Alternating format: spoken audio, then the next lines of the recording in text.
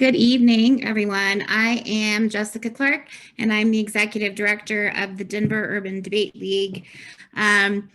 This school year was unprecedented and amazing, and we have so much to celebrate as our competition year comes to a close. It was DUDL's 13th year of programming in our community, working in collaboration with local school districts, the National Association for Urban Debate Leagues, and the University of Denver Sturm College of Law.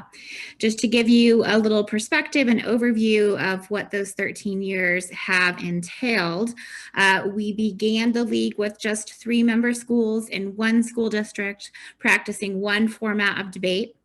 And have grown to serve 4 districts, offer multiple debate formats and competitive speaking events at our competitions. For the last 10 years, nearly 100% of our seniors have graduated on time, yay, which is a radical improvement over their school and district averages. And these students have gone on to attend college, to debate in college, some on debating scholarships in college at such universities as Yale, the University of Denver, and Northwestern Law School, to name just a few. Over half of our seniors enroll in college, and that's actually a number that's outperforming our school district rates by 24 percentage points. So, of course, this year, our students, our teachers, the parents, all of our supporters, our entire community was presented with unprecedented challenges as we all navigated the COVID-19 pandemic and the impact that had on our daily lives, as well as the entire education ecosystem. We were also called to stand up to racism and injustice, to advocate for civil rights, and to join together declaring that Black Lives Matter. And during this year, we made several programming pivots to ensure that we could continue to serve our students. So we moved our competitions online. We designed a combination of synchronous and asynchronous opportunities to give our students options. And they really needed options this year in order to continue to engage with their education, to continue competing in speech and debate. And it was so important, especially at a moment in time when enrichment opportunities and cultivating powerful advocacy skills were really more important to our students and to our entire community than ever before. And at the end of the year, something amazing happened. The Governor, Jared Polis, signed a proclamation declaring April 2021 to be Colorado Speech and Debate Month. And so tonight, as Colorado Speech and Debate Month comes to a close, signifying the end of our competition season, we want to celebrate by showcasing the competitive events that DUDL students devote their time and their passion to, remaining dedicated to excellence even when faced with so much uncertainty and unrest. And because it is 2020-21, we're here with you tonight in this virtual format, which is full of all sorts of technical difficulties and video performances. So you'll also get a glimpse into what it was like to be part of our virtual speech and debate community this year, and see how focused and how committed our students remained despite all of those challenges. We're going to begin tonight with a presentation from the debate team at DMLK Early College, which is part of Denver Public Schools. And now, this debate team at DMLK is one of our longest running programs. They were one of our original 5 DPS schools, beginning their program in 2008. And their coach, Rachel Bruce, is a powerhouse. She's built an extremely competitive team, which represents their school with their Panther pride. And she is very committed to the art of policy debate. Now, what is policy debate? Well, when the DUDL began, the DUDL began in 2008, the organization was built exclusively to teach in the policy debate format, which is just one of many competitive debate formats that are practiced in high schools and colleges across the country. There are a few things that distinguish policy debate from other debate formats. Students compete in pairs of two. They argue on both the affirmative and the negative of a resolution. Now, I think that's one of the coolest parts of debate, and one of the things that really allows debate to give students so many powerful skills in terms of research and advocacy is that students are constantly asked to be on both the affirmative and negative, to understand the other point of view. And that also cultivates compassion and listening skills as well as speaking skills. Also in policy debate, students have one debate topic, which we call the resolution, and they debate this topic all year long. And so that allows them to really dive deep, doing as much research on the topic as a graduate student who might be working on their thesis. This year, the debate topic was resolved. The United States federal government should enact substantial criminal justice reform in the United States in one or more of the following: forensic science, policing, sentencing. The DUDL was honored to hold a safe space in which students could engage in meaningful dialogue about this incredibly timely issue. Now, here is the DMLK team to demonstrate this event, which is the core of DUDL's programming, and to also talk to you about what is so cool and so amazing and so impactful about policy debate.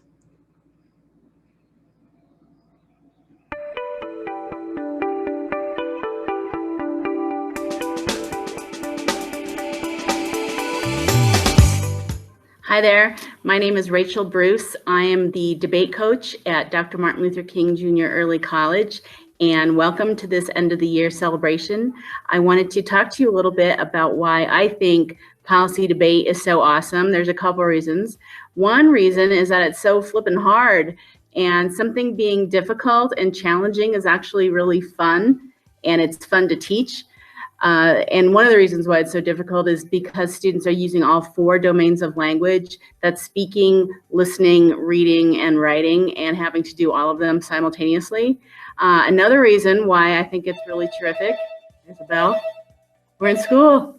Another reason why it's so great is because of the policy and current events that students get to engage in. And this past year, we've been working on reform of the criminal justice system. And next year, we'll be moving into the protection of water resources. And I was a high school debater myself in 79, 80, and 81. And some of those things, like one of them was about renewable energy, and it seemed so far off at the time. But now renewable energy, and having renewable energy being the primary way that we use energy instead of fossil fuels, is coming to fruition. And so all of these policies and current events really can make leaders out of our debaters, which is great. But the most important reason why I think that debate is so awesome is because of the community that it builds. And here in DUDL, we work really hard to try to build community. But instead of me talking about it, I'll let the debaters talk about it a little bit, right? Oops.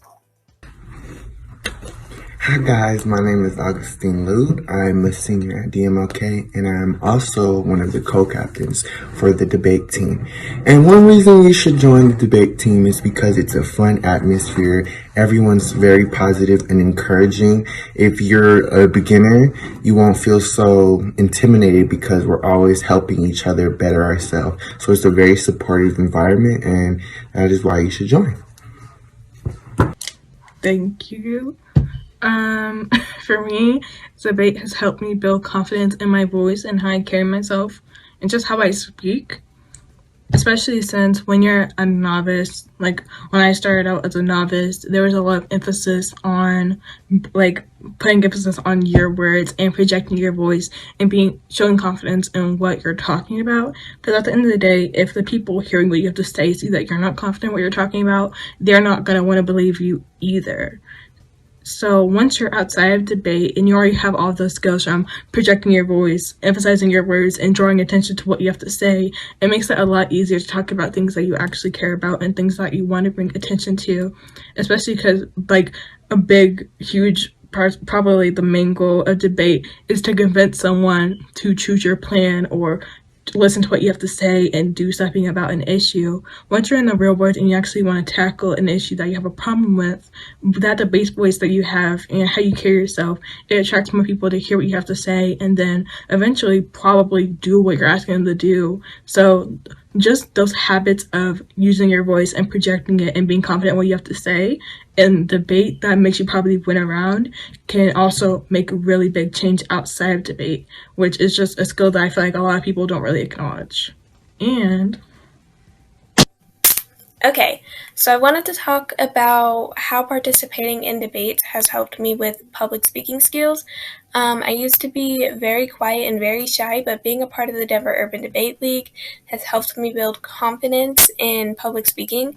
I think this organization prepares you in many different ways, but can significantly help you with being witty and being knowledgeable on a variety of topics and using that to produce a very sharp argument. But public speaking with debate has helped because it can really evaluate how you express or how you construct an argument while being very persuading as you learn, to perfect these two skills. So it's very beneficial in terms of public speaking. Hi, my name is Sydney Griffin, and I'm here to tell you how important and significant debate is. Me being a future generation myself, I feel it's important for me to understand current events and, considering the fact that not a lot of youth understand current events, it means they don't understand what's going on in the world around them.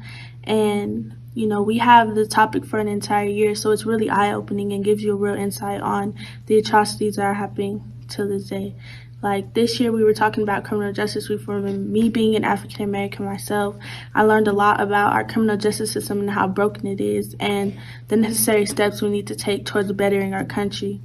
And next year we're going to be talking about the protection of water resources, and everyone knows that water is a fundamental necessity for every living organism on Earth. So that's another important topic that I feel we need to be informed on. But don't just take my word for it, listen to some of my teammates as well. And now contention 3, solvency. Plan adapts a successful California model for water protection. LAO 20.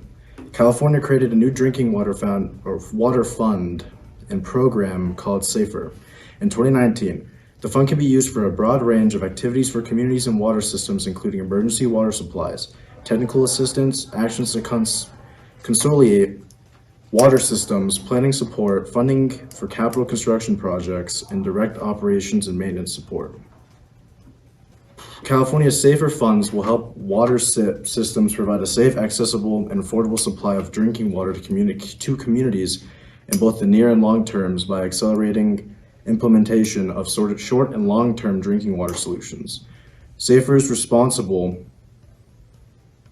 for identifying public water systems and domestic wells that are at risk of failure. Identifying at-risk systems and private domestic wells will help the state water board proactively target technical and financial assistance to ensure communities have access to safe and affordable drinking water.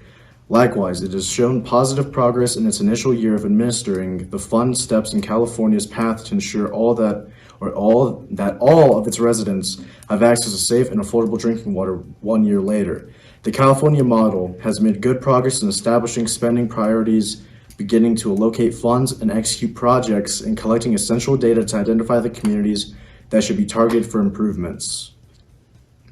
Contention 4 framework. Judge, base your decision on the right to water. SWAF or WF 17. Under international human rights, water is protected as a human right. The human right to water entitles everybody to sufficient, safe, acceptable, and physically accessible and affordable water for personal and domestic uses. And with that, I'm now open for cross-examination. So you said your plan was to have this California plan be regulated to all 50 states, right? Correct. And how are we going to afford to put this across all 50 states? With the recent troop pullout from Afghanistan, we have a $70 million defense budget from when we had troops in Afghanistan, which would be allocated to these 50 states. Okay, so what's the guarantee exactly that Congress will allow such a massive budget that clearly is being pushed by the military industrial complex to even go towards this infrastructure plan? I mean, why wouldn't they? I mean, if there's a need or a human right for water and that water isn't being given correctly to personnel or to individuals within America, why wouldn't they accept it? I mean, they would want to drink clean water, and I'm sure they do, so why not give that chance to other people who can't? Okay, let's move on then. Why exactly does every state need this particular plan? Some states already have a pretty well-regulated and well-balanced infrastructure as is. I mean, why wouldn't they want to upgrade their infrastructure if it's already good? Why not make it better for their citizens?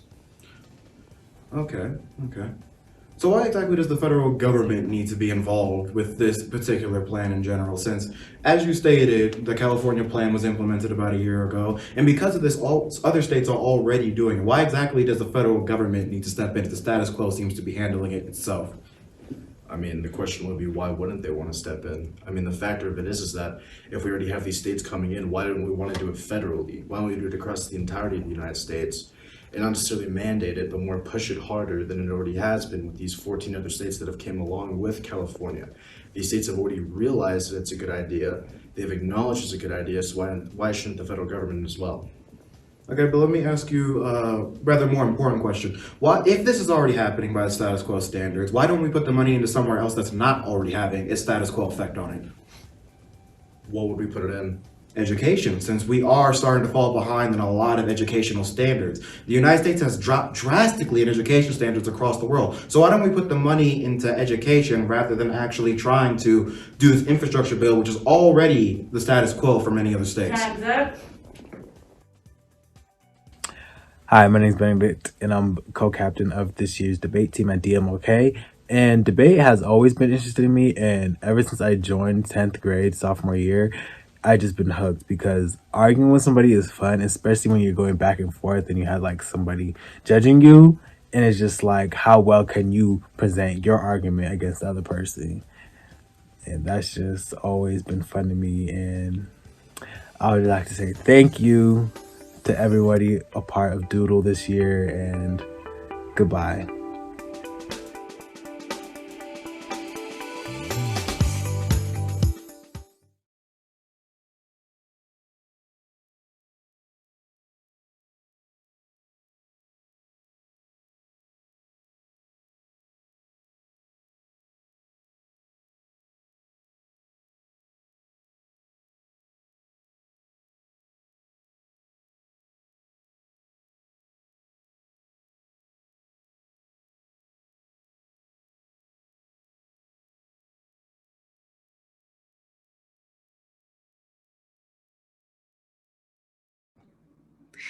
So next, we're going to hear from Northfield High School, part of Denver Public Schools, coached by Malaya Mayan. They're going to talk to us a little bit about another format of debate that we began practicing in 2014 called congressional debate, or sometimes we simply call it student congress. Now, this is a mock legislative session in which students debate the pros and cons of original bills and resolutions using parliamentary procedure. What I really love about this event is that students are able to write pieces of legislation just as if they were a member of the Senate or the House of Representatives, and they can choose any topic that is resonant and important to them, and then have debates on that topic, much like they're actually passing legislation. They also get the opportunity to learn parliamentary procedure and to practice their political skills as they try to get the other students in the Chamber of Congress to vote for their bills or their resolutions. And so now here is NHS telling us more about what they love about Student Congress as students and educators, and giving us a little glimpse of what a Student Congress debating speech looks like.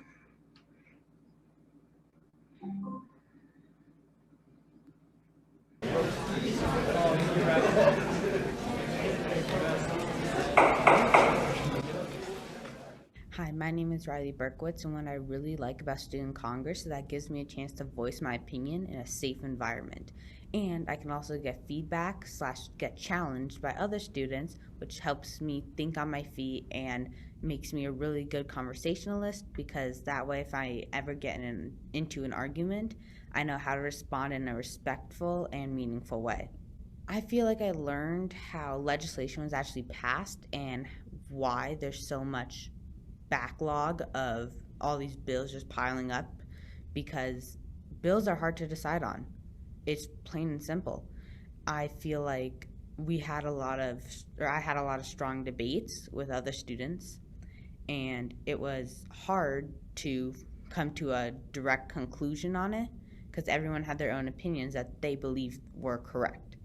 So I feel like the government works, while it does try to make the whole sense of community and we do things as a group, it also makes the whole process of getting important bills out slower. I think every student should participate in student congress. You get a chance to talk with other students directly.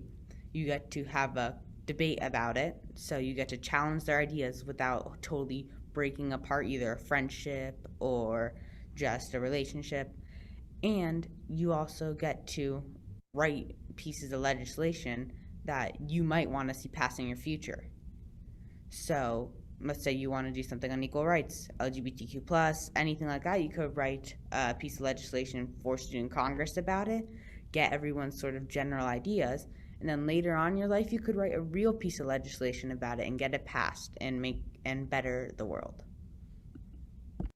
Hi, my name is Malia Mahan, and I am the speech and debate coach at Northfield High School. What I love most about the Student Congress event is that it's completely student-led. Students elect a presiding officer to oversee the session. They have the ability to pause the session, to take a break, to work and collaborate with their peers. It's truly completely within their control. And as a teacher, giving the students that power in the classroom is truly transformative. It's so rewarding to watch them fully engage in their learning, not only as public speakers, but as citizens. It's inspiring to see this generation discuss civic issues. It gives me great confidence in our country moving forward. The United States federal government should implement the bill to ensure clean and safe drinking water, since there is a large number of people living in the United States who do not have access to clean water.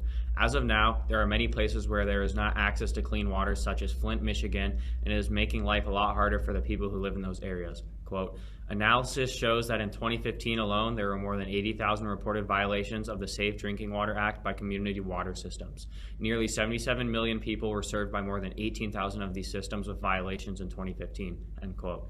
77 million is way too many people to have been harmed by unsafe drinking water. The laws that regulate the drinking water are very outdated and therefore are not being enforced as they should be, and the people who are contaminating the water or making it unsafe do not have any consequences for doing so. The contaminants and chemicals that are being put into the water can cause very serious health problems. Quote, exposure to these contaminants can lead to cancer and may be linked to reproductive impacts such as miscarriages and birth defects, end quote. Quote, the presence of coliforms in drinking water indicates the possible presence of organisms that can cause diarrhea, cramps, nausea, and headaches in otherwise healthy people. These impacts can be much more serious and even life-threatening for children, the elderly, and immune-compromised people, end quote. The rules and regulations regarding what cannot be put into the drinking water alone are not enough, especially since they are not followed regularly or enforced.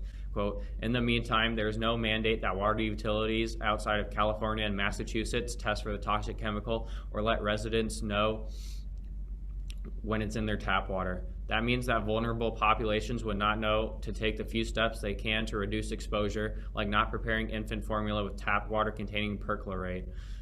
There are a significant amount of safety violations found in water from contaminants and chemicals, and there are regulations for those. However, the water is not tested and the regulations are not strictly followed or enforced. Implementing this bill will ensure that action towards clean and safe water is being taken, even if it is just a small first step.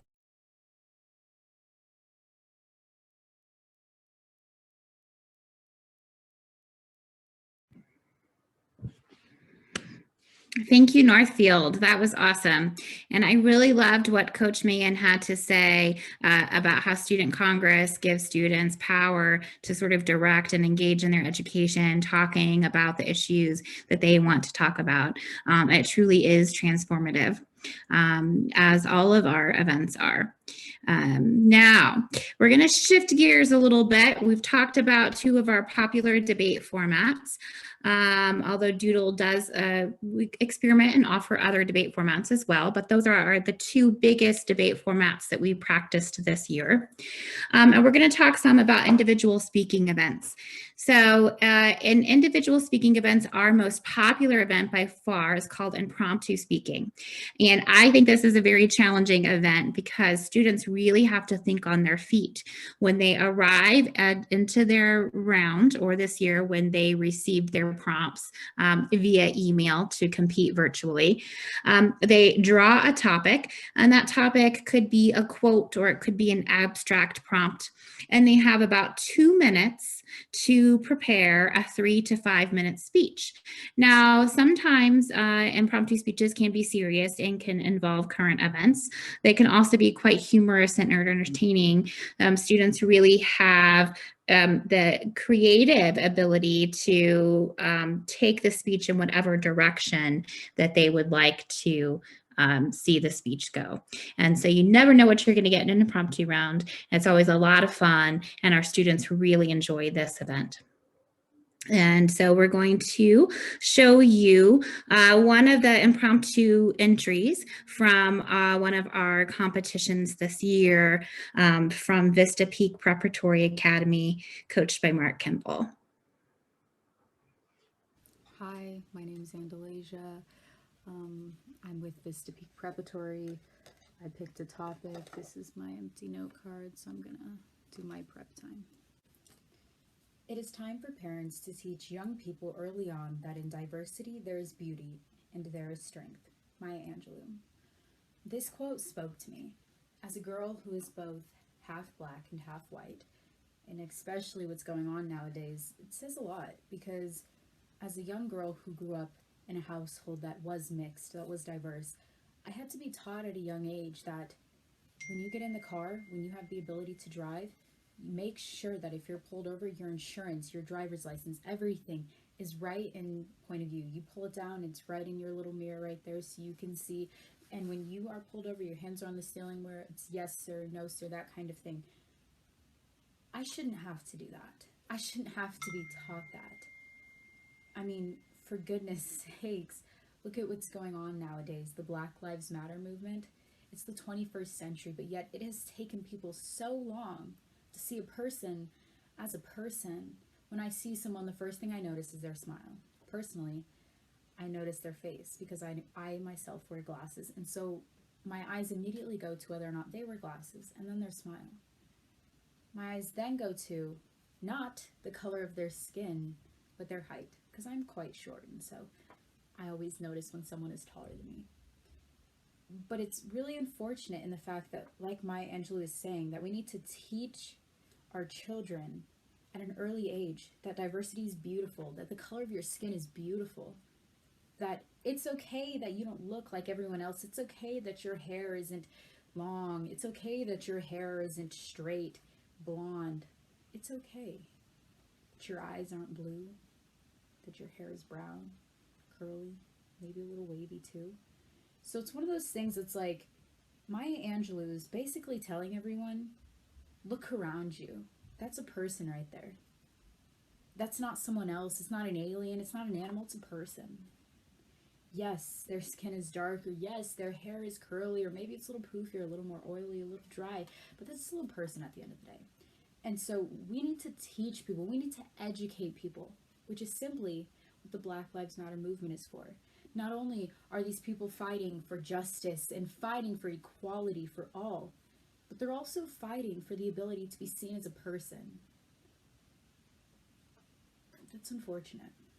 It's the 21st century. What are we doing?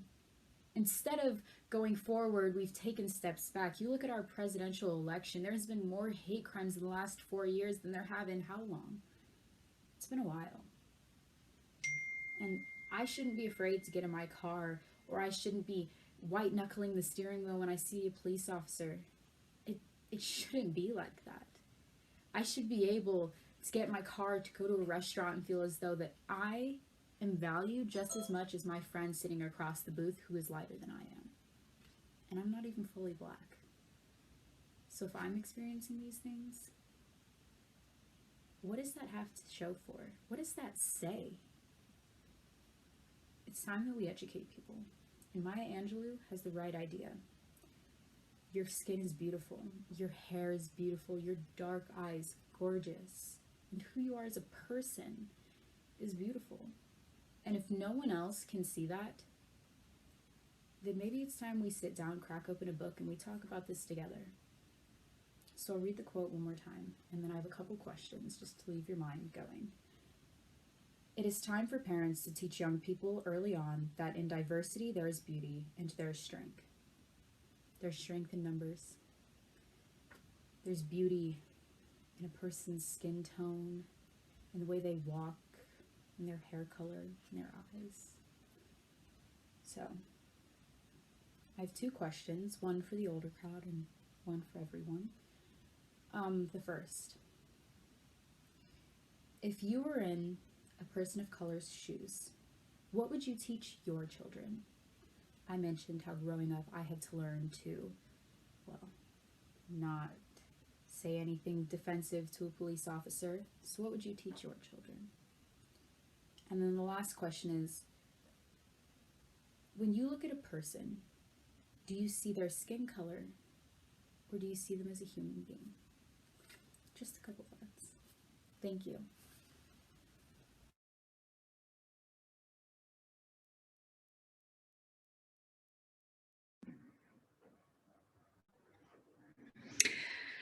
Next, slam poetry, another popular individual speaking event.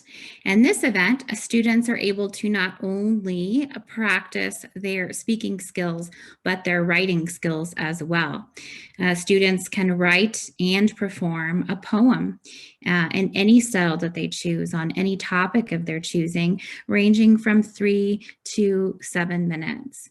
Tonight, we'll hear from Peyton Morrison, a member of the West Early College Speech and Debate team, coached by Daniel Walter, presenting her poem, Say Their Names.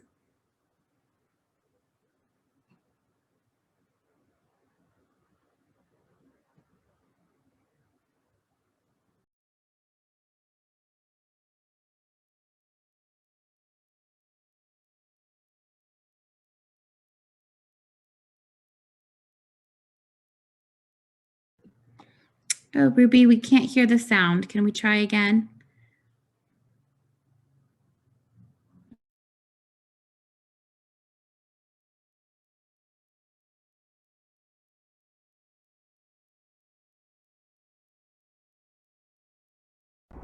Say their names.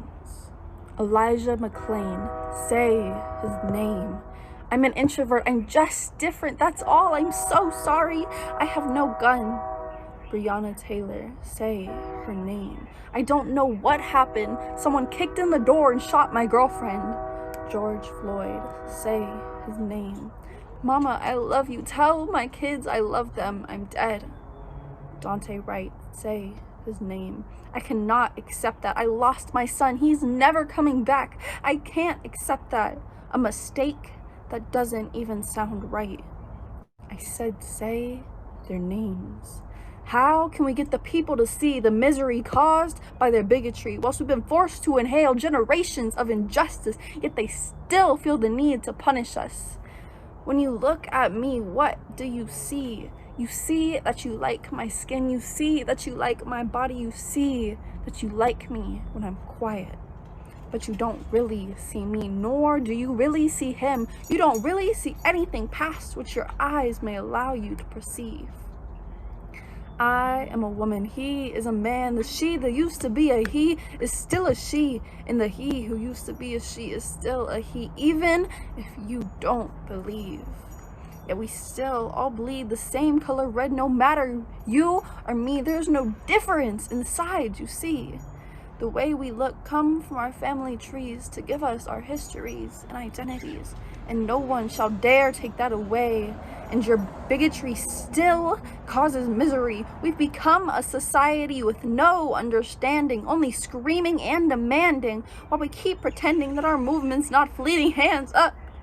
I can't breathe.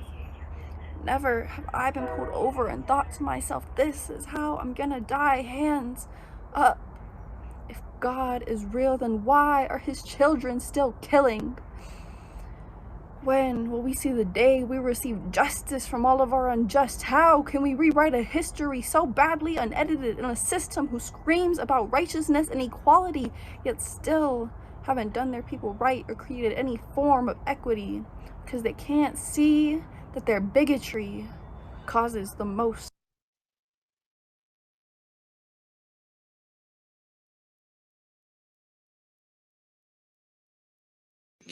If you'd like to see more of Peyton and her impactful poetry, she'll be performing next week as part of our International Public Debate event, Restoring Justice and Exploring Culture. You can check out our website to find out how to register for that event, which will take place next week on Wednesday, May 5th, both at 10 a.m. and 6 p.m.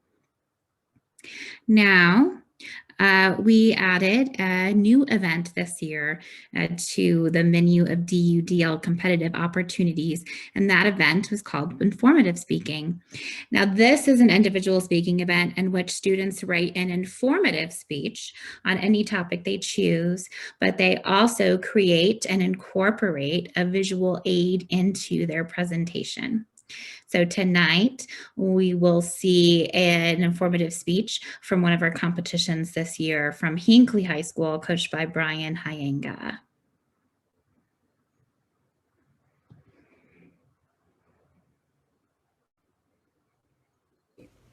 First, it's in your blood, cuz!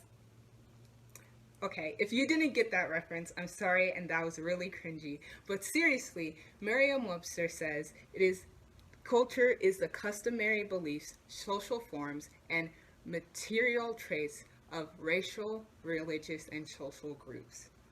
But a definition that I really think drives the point of what culture is culture is the intersection of people in life itself. It's how we deal with life, death, birth, disappointment, and all that is expressed in our culture. That comes from the wise words of Mr. Bunk Mormon himself. Wendell Price, please tell me you got that reference. I can't be 0-2 today. But simply put, everyone has a culture. It may not seem apparent now, but in the future, it probably will be more apparent to you. So now that we've established the logistics of culture, let's jump into what cultural appropriation is and what culture appreciating is. I'll start with appropriation. The following definitions are definitions I really think get the point across. So, from Oxford, cultural appropriation is the unacknowledged or inappropriate adoption of customs, practice, ideas, etc. that one people or members of a society take from another, typically the least dominant members of society. So basically, it's the saying, not giving credit where credit's due times 100. Another metaphor that can be used to help understand what cultural appropriation is imagine you're doing a group project and you're the only one who does the work. And it's great work, you're really proud of it, you want to be recognized for it. But when your teacher asks who did what, who did the work, your group says that it was a group effort, completely disregarding the fact that it was your hard work. Cultural appropriation can be thought as cultural plagiarism. Imagine someone is wearing tribal clothing from your culture and markets it as their own. Now, why am I talking about this topic right now? I sound like I'm blabbering on and you may not care. Why did I want to inform you about this? Well, unless you don't have social media or you simply dedicated all of this quarantine time to Netflix, Among Us, Animal Crossing, 2020 has just been the year of calling this stuff out. Oh my gosh, especially with entertainment. Like, let me tell you, entertainment's been wild this year. But I could go through every single one, but let's be honest, ain't nobody got time for that. So I'll take the most notable examples of what cultural appropriation was. The biggest one is the Washington football team, previously named the Washington Slur. You may know it, you may not know it. So this team has been under a lot of controversy for their past name and their depiction of Native Americans. In the team's diagram, it shows a Native American man with a feather and a headdress and a braid. While most people say it's culturally insensitive, more people had problems with the fans. Face paint, tomahawk chalks, headdresses, arrows, fake arrowheads were a huge example of how people appropriated Native culture. Obviously, most people knew that was Native culture, but it was the inappropriate adoption of that culture that's why it was so wrong. Number 2 is Avatar: The Last Airbender, the movie. Okay, so obviously when Avatar, the series, came on Netflix, everyone was pumped. I was pumped. I loved Avatar, and a lot of people do. And as Wanoa Guo said in her Harvard political review of Avatar, that the creators did indeed do their homework. While some people still see problems with the show and how everyone behind the show was mainly not of that culture, they respected the facts that the creators researched it and they really educated themselves on the cultures they were depicting. But when the movie came out, all of that beautiful culture and education was absent. Most of the movie characters were not of Asian or Inuit descent, and most were white.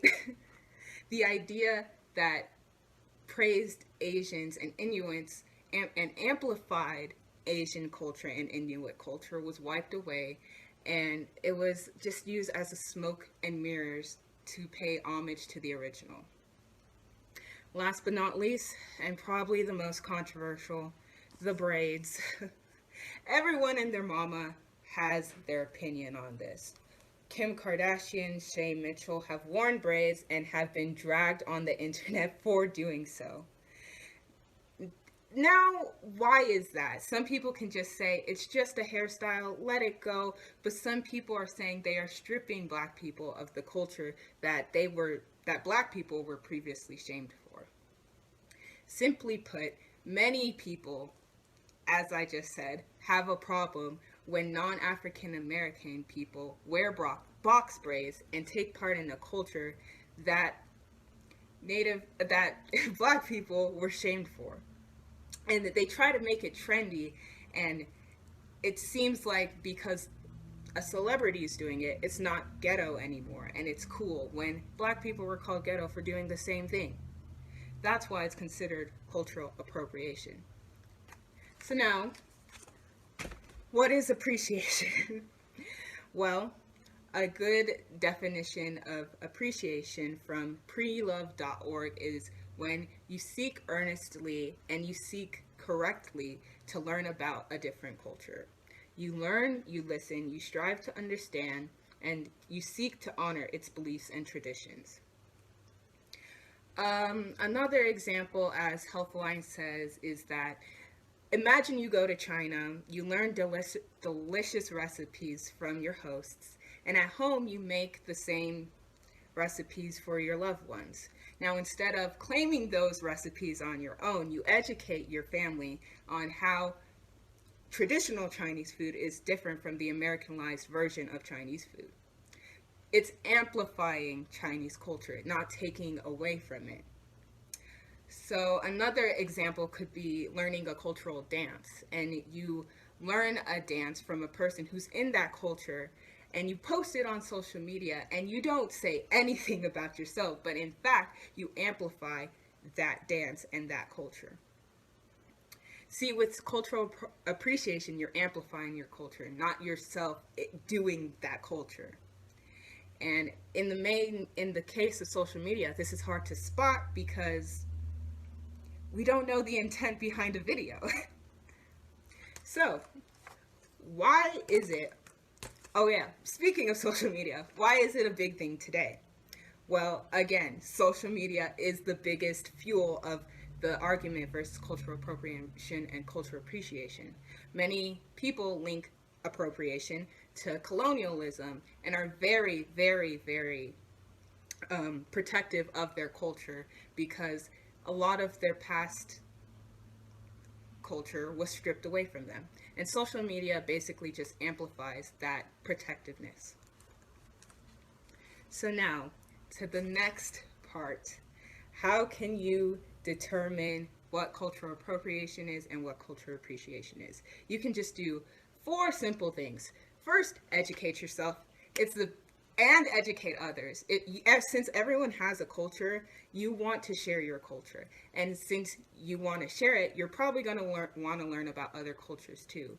Instead of being a culture vulture, be a cultural loudspeaker and educate yourself. The second thing is give credit where credit's due.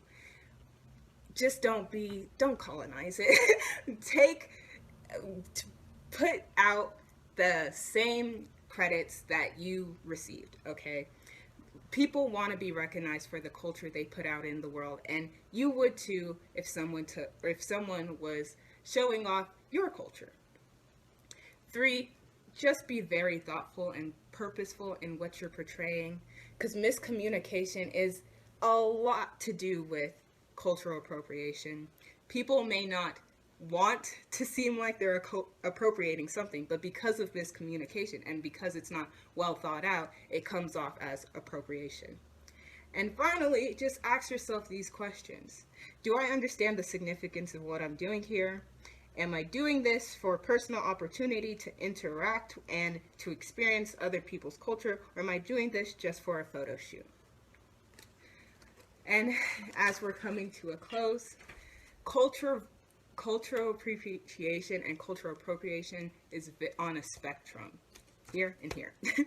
It's easy to get those two mixed up and easy to accidentally do the other one when you meant to appreciate another culture. Well, everyone wants to protect their culture and no one wants the culture vultures to come take it. So just keep in mind to educate yourself, be thoughtful of what you're doing, and give credit where credit's due. As everyone has said, culture is very important to everyone. It's what makes us us. And as Robert Allen said, cultural differences should not separate us, but in fact, cultural diversity brings us collective strength and togetherness and should benefit all of humanity. Thank you.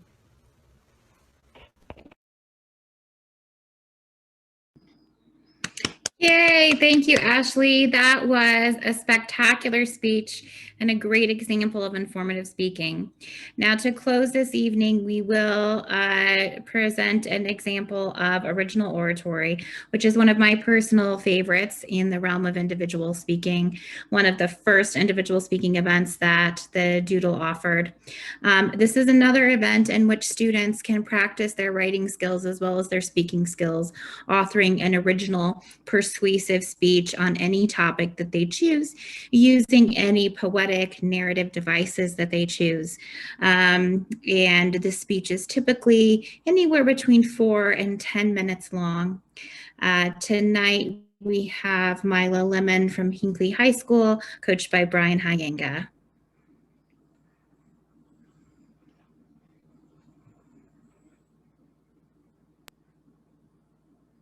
Hello, my name is Mila Lemon. I am a sophomore at Hinckley High School, and this is my original oratory, The Indigo Crayon. Thank you. To begin, I think we are all green on the outside, just like Mike Wazowski. Yep. Okay, let me backtrack just a little bit. I don't think that everyone around me is a Walking Monsters, Inc. character. I'm a little more sensible than that. Although my vivid nightmares of one-eyed monsters chasing me suggest otherwise about my sanity. Anyhow, the other day, I opened a box of crayons for the first time in what feels like a year, which is pretty typical, I'd say, for a rising junior high school student. Well, from inside of the box flowed the earthy, tangy scent of wax into my nostrils and the sweet taste of nostalgia. In vivid colors, I began to imagine my childhood. I saw a young girl hard at work on a piece of paper, nature's own canvas. So many possibilities, and my wrist practically teleported across the page as I dressed ballerinas in ball gowns and with swirly strands of hair. There were suns in the corners of my papers and flowers of all colors. Only they weren't the colors you'd expect. You see, children are so creative and imaginative that my ballerina's hair was green and my suns were red. But now the thought of this makes me wince and cringe. But there was a time where we weren't all afraid to do things a little differently. And that's when I snapped back to reality and pulled out my least favorite color, a crayon I had absolutely no clue what to do with, but now I think it might be my favorite crayon ever. Have you ever opened a box of 24 crayons? Among the array are colors galore: reds, orange, yellow, green, blues, magentas, and peaches. It's a box of magic, like Harry Potter's wand, but for every kid to have the opportunity to hold. Though one color stands out from the bunch, one peculiar color, the indigo crayon. Notice that the typical 24 pack is divided into two categories: colors meant to use for realistic drawings or objects, like orange for carrots, and fun colors, on the other hand, to use creatively to add hue to whatever we desire, like pink for slippers. And unique to the bundle is the indigo crayon. This shade is considered a purple, but appears as a bright navy and deep maroon mixture. It is an outcast in the bunch. It looks blue but colors purple. It's janky and different, surprising and new. It's a color that doesn't fit in, one might say. There's no indigo grass, and yet there typically aren't indigo balloons or any indigo pants. It's a color you might also say is without purpose or fits no categories. Too violet to paint the depths of an ocean with, and too blue to fill in a bunch of grapes. But what if I told you that indigo has purpose? That it creates its own category of crayon and color? You see, in television and in stories, we hear of purple cats and rainbow horned horses. I mean, if green eggs and ham can make stomachs rumble, what harm does an indigo sandwich truly do? So think back to my first statement. I think we are all green on the outside. So who's to say that we aren't all green on paper? Who's to say that I cannot color humans the way kids choose to, with fun and vibrance? As we grow, we should realize that the myths of practicality blind us and lie to us. To be practical sometimes fogs our imagination, our creativity, something we begin to lose bit by nature as we succumb to the harsh realism that this world shoves down our throats. But the possibility of color livens us. Instead of looking inside the crayon box trying to see what red to color the apple you drew, think of what turquoise you can make it. An apple bluer than a summer pool? Who would have thunk it? To me, this crayon is a metaphor for how we should live our lives. I am indigo. You are indigo. We are all indigo. When you think about it, inside the human body even are red arteries and blue veins, a biological system of connects that when mixed together create a purple circulatory system. In indigo, perhaps? Even Mother Nature sees this inside us. What? Our purple potential, I'll call it. The color indigo helps us to realize our individuality, to be different from the other colors in the box, not one that is often thought of but shines on its own regardless. We, as people, should strive to be the color in the box that doesn't only color apples but can paint fields of indigo flowers and fill tanks of indigo fish. Don't be typical. Don't be average. Don't be the color that can create worlds. Be the color that can create worlds on its own. An individual that excels in your own potential and creativity. Be the crayon that a 5-year-old would be excited to grab during art class. The color a little boy could create rocket ships with and use to imagine in saturations unknown to the human mind. As it would seem, ladies and gentlemen. Not only is there a lot to learn from each other and animals, but even crayons can teach us a thing or two about ourselves. What a wonderfully creative world we live in. If there is one thing you all should take from this, it is a reminder to be bold and to be unique, but best of all, to be indigo.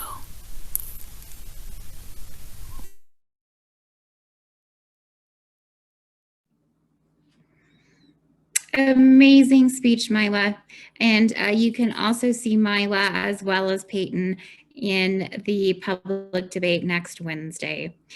So thank you so much for joining us this evening, for watching our student showcase to help us honor and celebrate our students, our coaches, and their hard work as part of Colorado Speech and Debate Month, and as part of celebrating the end of this tremendous and very unusual year. If you would like to get involved in our 2021-2022 season, now is the time. We are currently recruiting new member schools and new debaters. So if you are a homeschooled student or anyone who'd like to get involved in the debate league, or an administrator or a student or a teacher at a high school, please reach out for our member schools. All students have unlimited access to compete in our competitions at no cost to their schools or to their families. The DUDL provides all resources, and we would love to expand the league and get you involved. We also have opportunities to volunteer with the league. So if you would like to mentor a student or support one of our debate teams or be a volunteer judge at one of our competitions, we would like to hear from you. You can visit our website and find that information under the volunteer tab, or you can email dudlvolunteers@gmail.com. And finally, if you'd like to lend financial support, our program is entirely supported by donations and grants and sponsorships from the community. All of those donations are tax deductible to the fullest extent of the law and go directly to allowing us to continue these life-changing programs in the Denver metro community for another year. So you can also find links to donate on our website, denverdebate.org. As I mentioned, we have an exciting event coming up next week. Please consider joining us for Restoring Justice and Exploring Culture. We're collaborating with the MSU Denver debate team, coached by John Reef, as well as another remarkable nonprofit that supports speech and debate education globally, I Debate Rwanda. In this international public debate, we'll have our DUDL high school students working on teams with high school debaters from Rwanda, as well as local Denver area college students.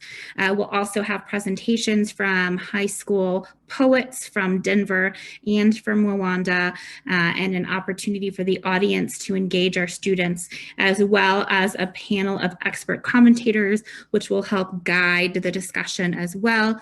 The topic for this debate will be about restorative justice and human rights. That's happening next Wednesday, live at 10 a.m., a rebroadcast at 6 p.m. You can register for those events on our Facebook page or find us live on Facebook next Wednesday. So thank you so much. Congratulations to all of our students and all speech and debate educators and students in the entire state, and DUDL, CHASA, and all organizations and leagues that promote these powerful activities. Happy Colorado Speech and Debate Month. Good night.